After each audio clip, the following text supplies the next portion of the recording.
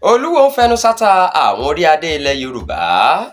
Àwọn orí adé níjọba ìbílẹ̀ Àríwá Ifẹ̀ nípínlẹ̀ Ọ̀ṣun lábẹ́ àjọ Aegis tí orígbó méje ọba síbẹnu àtẹ́lù bí Olúwo ti ìlú Ìwó ọba Abdulrasheed Àkànbí ṣe fẹnu sáta àwọn orí adé ilẹ̀ Yorùbá kiri.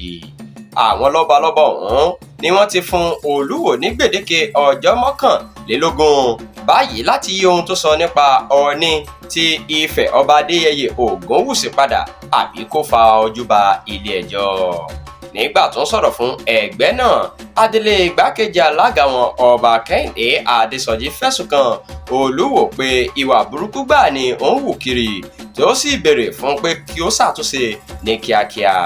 Láìpẹ́ ni Olúwo fẹ̀sùn kàn Ọọ̀ni pé ó lẹ̀dí àpò pọ̀ mọ́ ìyàwó rẹ̀ àtijọ́ láti fún un ní májèlé jẹ tó sì ní Ọọ̀ni kò lágbára láti dá òun dúró nínú ìgbìmọ̀ lọ́balọ́ba nípínlẹ̀ Ọ̀ṣun.